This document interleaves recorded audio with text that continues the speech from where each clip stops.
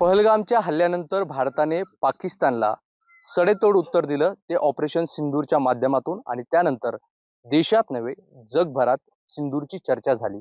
आणि त्यानंतर आज देशाचे पंतप्रधान नरेंद्र मोदी यांनी आपल्या पंतप्रधान निवासावर जे आहे तर सिंदूरचं झाड लावलेलं आहे. आणि ते त्यांना गुजरात दौऱ्यावर असताना तिथल्या महिलांनी भेट म्हणून दिली होती आणि ते आज त्यांनी लावलं आणि त्याची माहिती त्यांनी सोशल मीडियाच्या माध्यमातून दिली. आणि त्यानंतर चर्चा होऊ लागली की नेमकं सिंदूरचं झाड कसं असतं, सिंदूरचं झाडाची इतिहास काय आहे, या सगळ्या गोष्टींची चर्चा होऊ लागली. आणि हे सिंदूरचं झाड दाखवण्याचा तुम्हाला प्रयत्न करतोय मी आज. छत्रपती संभाजीनगर जिल्ह्यातील सिल्लोड तालुक्यात आहे आणि इथल्या या गावात हे माझ्या पाठीमागे जे उभं आहे, किमान 50 वर्ष जुनं हे सिंदूरचं झाड आहे. या गावात हे असे 3 झाडं आहेत आणि मार्च महिन्यात या झाडाला सिंदूरचं फळ लागतं. पण या ठिकाणी एक फळ आपल्याला पाहायला मिळालं, ते दाखवण्याचा तो आधी तुम्हाला प्रयत्न करतो. हे बारीक असं लाल कलर मध्ये जे तुम्हाला फळ दिसतंय, हे सिंदूरचं फळ आहे. आणि या झाडावर हे सिंदूरचं फळ लागलेलं आहे. काही दिवसांपूर्वी इथे या भागात फिरणारे पर्यावरण अभ्यासक संतोष पाटील यांनी हे झाड पाहिलं आणि त्यानंतर या गावकऱ्यांना आणि शेतकऱ्यांना कळलं की हे सिंदूरचं झाड आहे. माझ्यासोबत डॉक्टर संतोष पाटील आहेत, जे पर्यावरणावर अभ्यास करतात. सर, तुम्हाला हे कधी कळलं की हे सिंदूरचं झाड आहे आणि तुम्ही कसा रिसर्च केला? 2023 मध्ये आम्ही नदी वाचन उपक्रमाच्या अंतर्गत आम्ही नदीच्या काठावर फिरत होतो. ती काय काय वनस्पती आहे त्याच्यामध्ये तेव्हा मला हे 2-3 झाडं दिसले. 2 झाडं त्या पलीकडे साईडला नदीवरती आहे आणि एक झाड ही ते कोंडिन्यांच्या शेतामध्ये आहे. आणि मला जेव्हा असं लक्षात आलं की सिंधूचं झाड आहे आणि खूप उपयुक्त आहे आणि इकडे खूप दुर्मिळ आहे, तुलनेने संख्याने खूप कमी आहे. आणि हा डेसिडस ट्री आहे आणि याचं बोटॅनिकल नेम जे आहे ते मेलोटस फिलिपेन्सिस आहे. आणि हे झाड आपल्या अशा खंडामध्ये भारत, श्रीलंका, फिलिपाईन्स इथे आढळतं.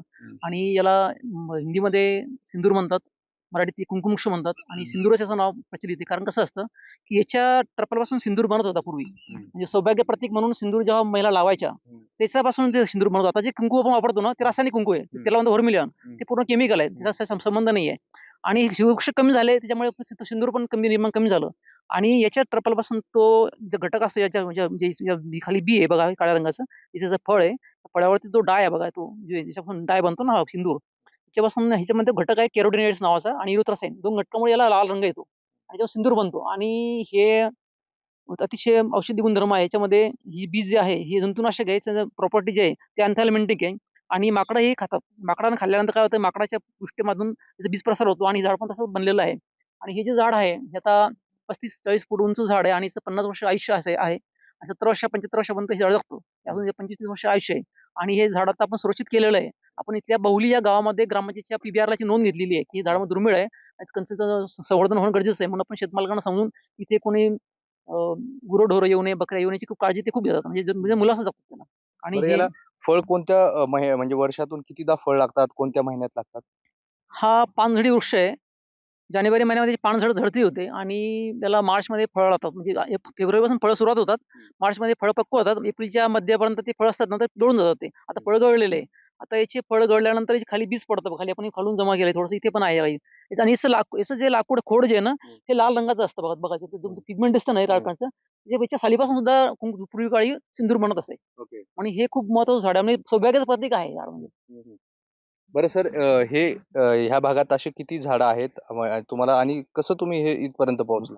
मला या किरणाच्या काठावर 3 झाडं आढळली आहेत. आणि मला याच्या आधी पण हे झाड जीवधन किल्ल्यावरती आढळलं होतं जुन्नरला. तर आपल्या ह्या तालुक्यामध्ये 3 झाडं याचे आहेत. आणि असं झाड तुलनेने कमी आहे. अजून कुठेतरी असू शकतं, पण ते मला लक्षात नसेल. मी त्या भागात पोहोचलो नसेल. पण ही झाडं तसं तुलनेने दुर्मिळच आहे. पण 3 झाडं आहेत त्या ठिकाणी. 2 झाडं पलीकडे नदीच्या काठावरती आहे, किरणा नदी काठावरती तालुक्यात जीवनवाहिनी तिथे आहे. आणि एक खूप उपयोगाचं झाड आहे. तुम्ही हे झाड शोधलं, म्हणजे तुम्ही हे 2023 ला शोधलं, पण आज देशाच्या पंतप्रधानांनी हे झाड लावलंय, अभिमान वाटत असेल? निश्चितच अभिमान वाटतो. या देशाच्या पंतप्रधानांनी झाड लावलेलं आहे. आणि आज पर्यावरण दिन आहे. या दिवसाच्या निमित्त साधत त्यांनी झाड लावलेलं आहे. आणि मी पण हे रोपं बनवून आपल्या केळगाव मुर्डेश्वरला जे शहीद स्मारक आहे तिथे मी ते ऑपरेशन सिंधूच्या सन्मानासाठी मिशन सिंधू म्हणून उपक्रम राबवला. मी राष्ट्रीय स्वयंसेवक संघाच्या माध्यमातून आम्ही झाडं 10 ठिकाणी लावतो. त्या 2 ठिकाणी मी लावलेले आहेत. अजून मला 8 रोपं बनवायचे आणि मी ते लावणार आहे.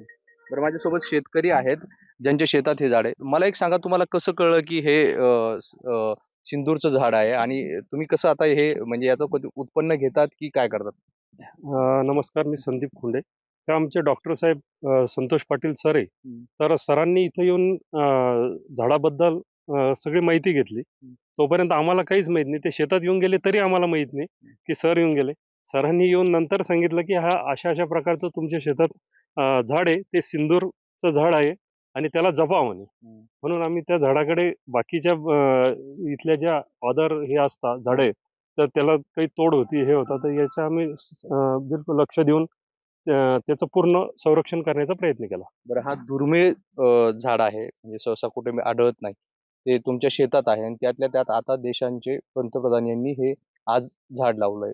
तुमच्या शेतात आहे. काय भावना आहे तुमच्या? तर त्याचा तर आम्हाला अभिमान वाटायला लागला की बा हे झाड आमच्या शेतात आहे. हां. कारण सिंदूर नाव ऐकल्यानंतर त्याचं महत्त्व आम्हाला आता जाणवायला लागलं. अगोदर त्याचं काहीच महत्त्व माहीत नव्हतं. आमच्या वडिलांपासून साधारण झाड आहे ते आणि 50 वर्ष झालेले त्या झाडाला साधारण. पण मग अजून आम्हाला त्याचं महत्त्वही माहीत नव्हतं आणि हे पण माहीत नव्हतं. पण आता ऑपरेशन सिंदूर नंतर ते कळालं. नक्कीच हे सिंदूरचं झाड आहे. तसं हा झाड दुर्मिळ आहे. पण आज देशाचे पंतप्रधान यांनी हे झाड लावलं आणि आता या देशभरात या झाडाची चर्चा सुरू झाली. मात्र अनेकांना प्रश्न पडला होता, की हे झाड कसं आहे? याला फळ कसे लागतात? आणि हे झाड किती याचं वय असतं? किती मोठा होतो? कोणत्या महिन्यात फळं लागतात? ही सगळी प्रश्नांची उत्तरं देण्याचा आम्ही प्रयत्न करत होतो. आणि छत्रपती संभाजीनगरच्या सिल्लोड तालुक्यातील बहुली गावातलं हे झाड आहे. किमान 50 वर्षाचं हे झाड आहे आणि मार्च महिन्यात या झाडाला फळं लागतात आणि शेतकऱ्यांना आता या आपल्या शेतात हे झाड असल्याचं अभिमान वाटतंय आणि दुर्मिळ हे झाड या गावात 3 अशी झाडं आहे. जिल्ह्यात इतर ठिकाणी ही झाडं नसतील असा अंदाज आहे. पण या झाडाची जी चर्चा सुरू आहे, ते झाड दाखवण्याचा तुम्हाला हा प्रयत्न. व्हिडिओ जर्नलिस्ट कपिल जाधवसह मोहसिन शेख, NDTV, सिल्लोड, छत्रपती संभाजीनगर.